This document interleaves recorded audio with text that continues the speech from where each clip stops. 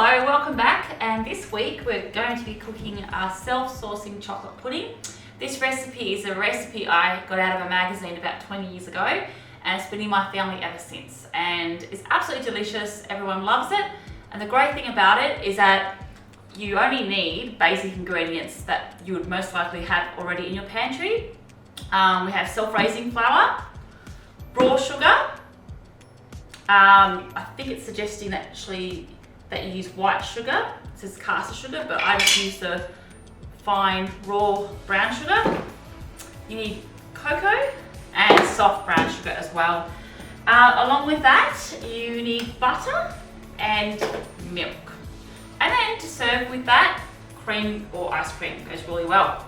It's quite rich, so I'm suggesting that you will actually need some cream or ice cream with it, which is always nice.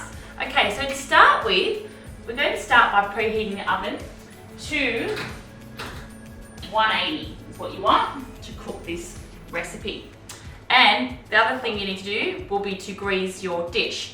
Now, for years I was always using my square Pyrex glass dish, which was fantastic, but that's gone missing. So now I'm just using this other little dish, which is fine as well. So it needs to be about a 4-cup capacity, okay?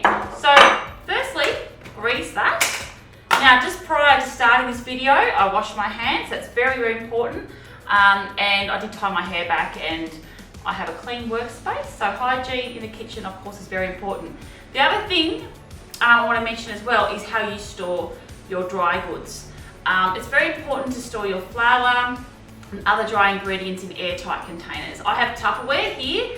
I used to be a Tupperware consultant, so I've got loads of Tupperware, but any airtight containers or glassware are fine. And that helps you to avoid things like ants, cockroaches, and weevils and other pests. So it's really important how you store those things. And also moisture can get into your dry ingredients as well. So airtight containers keep your staples nice and fresh. Okay, cool. So I'll use just a little bit of butter here just to grease the inside of the dish. That's important because you don't want the pudding to stick.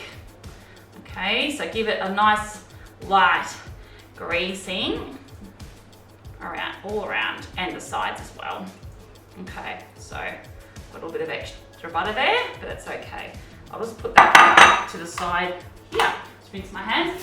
Okay, so the next step will be to measure out your butter and also half a cup of milk. So you're going to put those together and heat them up a little so the butter melts and the milk warms up a bit. So you can do that together in a bowl. You can do that on the stove top in a small saucepan, but I'm just going to pop it in a microwave-proof bowl and melt it in the microwave for about a minute, and that will be fine, and it's just a little bit quicker. So grab your scales. So you do need some scales for this, and you do need to put your bowl on, and usually you have to reset your scales to get back to 0 because you don't want to weigh the bowl. So I'm just waiting for a moment, press reset, and I'm going to measure out or weigh 60 grams of butter. Okay, we'll see how much that is. At 65. I'm actually going to leave the extra 5 grams in there. It won't hurt it, but you only need 60 grams. Okay, along with that, you should have a set of measuring cups whenever you're cooking. And for this recipe, they're particularly handy because you do use a few of these different cup sizes or measurements for this. So a half cup is all you need. Probably best to put your cup on the bench so you get an accurate measurement. And they are metric, so just fill it up like that and tip it in with your butter. And I'm going to pop it in the microwave for a minute just to soften it up and heat it up the milk.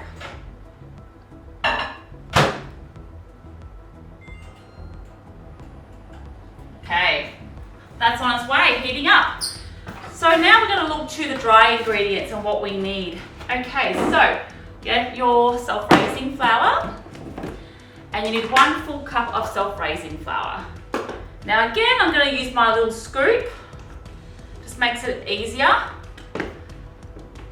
And that way you get a true measurement of flour. If you use the actual measuring cup to scoop your flour. You can compact your flour slightly and end up with a little bit too much. So that way, it's a bit more accurate, and we level off the cup always. And pop that into the mixing bowl. I actually have this really handy measuring jug. I absolutely love it. And it's big enough for a recipe such as this. Now the next ingredient to be added is caster sugar. I actually use raw brown sugar, so either's fine, but the recipe does say caster sugar. So using your 3/4 cup, measure out 3/4 of a cup of caster sugar, or in this case, raw brown sugar. Okay, there you go, and just level off the sugar, and then add that in. And then the next ingredient to be added is just a 1/4 cup of cocoa. Okay, and this cocoa will give it that nice rich chocolate flavour that we all love. Okay, so pop that in there. Now you can sift your dry ingredients. I tend not to bother, but yeah, you're more than welcome to do that. If your dry ingredients are really lumpy, then you might want to do that, but these are pretty good actually, so pop that in there. Okay, so I've added all those dry ingredients for the pudding. Those 3 things: self-raising flour, caster sugar, and cocoa. Now I like to get a whisk and actually mix those dry ingredients just to make sure that they're well mixed before we add the liquids in, and make sure that everything's well mixed and the flavours all mix in nicely together. Okay, that's all done. The other good thing to mention about this recipe is that you would have noticed I haven't mentioned that the use of eggs, so you do not need eggs for this recipe. Another bonus. Okay, so I'll just grab the liquid ingredients. Okay, I'll pop those right into the jug. Now, of course, if I'm talking to any kids out there, just remember that when you're dealing with heating up hot liquids and things like that, obviously you want to keep safe, and definitely do this with an adult and get the adult to handle the hot heated ingredients in this case. But of course then you can mix it. So I'm just going to mix the dry ingredients. Now usually I do away with the spatula before I add the liquid ingredients because it tends to stick to the spatula. So I'll just quickly do that now. That's fine. So we'll get all that off there and pop the spatula in there instead. Okay. Make sure that you combine the dry ingredients with the liquid, and it will be quite thick, and that's okay because on top you'll be putting some sugar and some boiling water for the sauce. Okay, so that is done. It looks amazing. So what you do next is place the butter, scoop it in to your dish like that with the spatula, but you can use a wooden spoon as well. I just like the spatula because I find it easy to scoop out ingredients with. Okay, there you go. So it pretty much came out clean. All you need to do is work the butter around so it's nice and even in your dish. Okay, so the shape of the dish doesn't matter. You can have a square dish, a little oval one like this, it all works fine. Perfect. Okay, that part is done. Quite simple as you can see.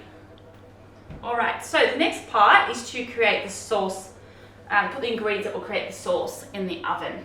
Okay, so all you need is half a cup of, is it half a cup or 3/4? Actually, half a cup of brown sugar. And I might see if I've got another half cup somewhere else because I think I've used that one. Is that half a cup? Yeah, it is. I've got it right here actually. So you get half a cup of rich, soft brown sugar. So you'll notice the difference with this sugar. It's that nice soft brown sugar. Okay, and it's perfect for making a sauce on top of the pudding. So what you can do is just get a little spoon and you can just sprinkle it or just like work it away around the top of the pudding so it's evenly around the top. So it's a lot of fun making this. You'll see it just goes on the top like that, like a layer of sugar. Yum. Okay, the last thing to do will be to get 2 tablespoons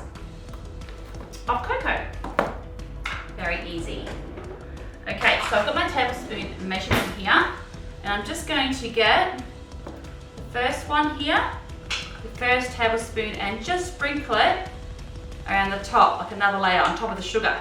And then you just need to finish off with the second spoon. There you go. And you can sprinkle that across like that and just make sure it's spread evenly across like that. And then the last ingredient, definitely one to get an adult to help you with, because we're going to be using boiled water. Okay, so I've got some boiled water here in the kettle. And what you do, the last thing, is you make sure firstly that the kettle is boiled, which in this case it isn't. So we're going to come back to you in about a minute. Okay, see you soon. A few moments later. Welcome back to Elke's chocolate pudding recipe demonstration. Now the last step is to add boiled water or boiling water on the top of the pudding. That creates the sauce, it mixes with the sugars and creates an amazing sauce. Now, you need 1.5 cups of boiled water. You can use 1.5 cups or 2 times 3/4 cup. Same thing. So I'll just use the 3/4 cup. And I'm just going to gently pop that boiling water on top. And one more. There you go. This is ready to go. Now it will look and taste amazing when it's done. Just one tip for you is that it's a great idea to actually place your dish on a tray, because as this cooks, the water bubbles up a little bit, and it can actually overflow and then go across your oven floor and create a real mess. So yeah, do remember to place it onto a tray when you're about to cook it. So we're going to pop this in for about 40 minutes and then check on it and then get it out. Thank you, see you soon.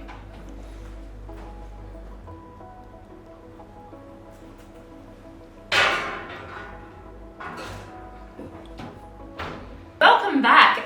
It's now time to get the pudding out of the oven. So it's been cooking for 40 minutes and we'll get it out. So make sure that when you get the pudding out of the oven that you do get your oven mitts, or you have 2 thick tea towels, because it will be very hot.